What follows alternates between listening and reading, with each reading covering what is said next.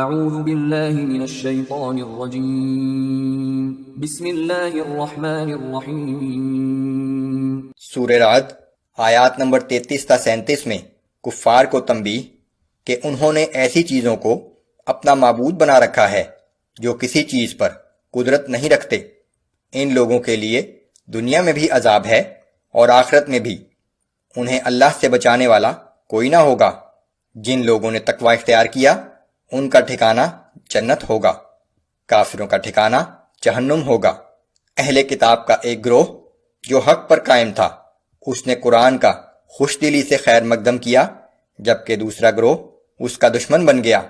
اور اس دوسرے گروہ کو تنبیہ کہ اگر صحیح علم آ جانے کے بعد بھی تم اس کی پیروی نہ کرو گے تو تمہیں اللہ کے عذاب سے بچانے والا کوئی نہ ہوگا۔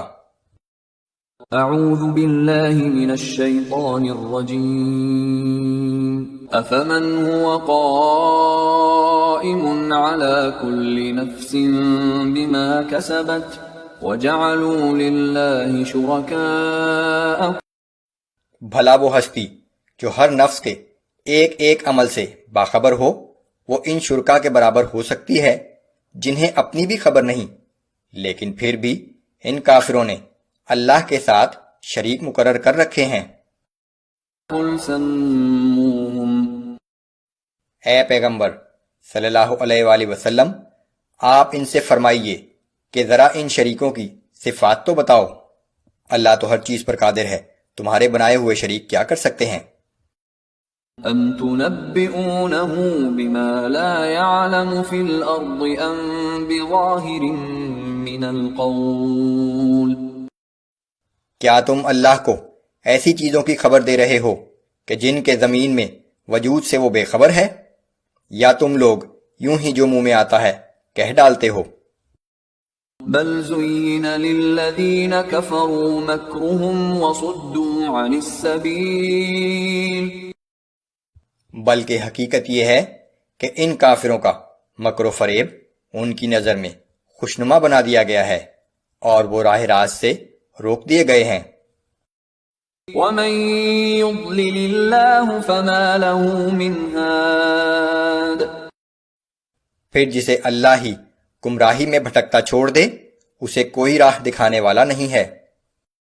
لهم عذاب في الحياة الدنيا ولعذاب الآخرة أشق وما لهم من الله من واق۔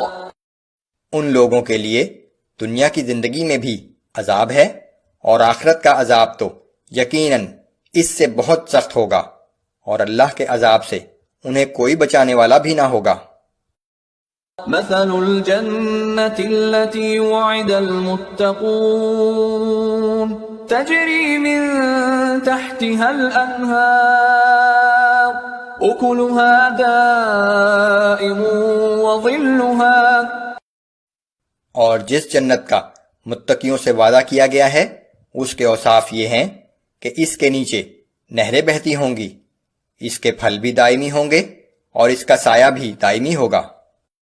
تلك عقبى الذين اتقوا وعقبى الكافرين النار۔ یہ ان لوگوں کا انجام ہے جو متقی ہیں، اور جو کافر ہیں ان کا انجام جہنم کی آگ ہے۔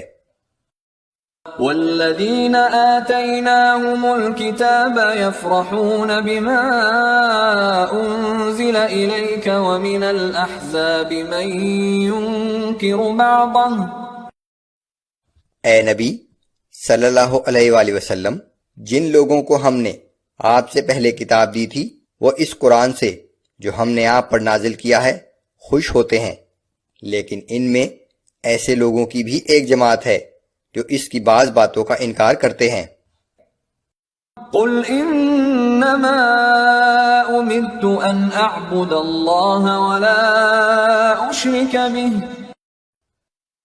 آپ فرما دیجئے کہ مجھے تو یہی حکم دیا گیا ہے کہ میں صرف اللہ کی عبادت کروں اور اس کے ساتھ کسی کو شریک نہ ٹھہراؤں۔ الیہ ادعو والیہ مآب۔ سو میں اسی کی طرف بلاتا ہوں اور اسی کی طرف مجھے لوٹ کر جانا ہے۔ وَكَذَلِكَ أَنزَلْنَاهُ حُكْمًا عَرَبِيًّا اور اسی طرح ہم نے اس قرآن کو عربی زبان میں ایک فرمان بنا کر نازل کیا ہے۔ وَلَئِنِ اتَّبَعْتَ أَهْوَاءَهُمْ بَعْدَمَا جَاءَكَ مِنَ الْعِلْمِ مَا لَكَ مِنَ اللَّهِ مِنْ وَلِيٍّ وَلَا وَاقٍ۔ اب اگر اس صحیح علم کے بعد جو آپ کے پاس آ چکا ہے آپ نے ان کافروں کی خواہشات کا اتباع کیا تو اللہ کے مقابلے میں آپ کا نہ کوئی حمایتی ہوگا اور نہ اس کی گرفت سے بچانے والا۔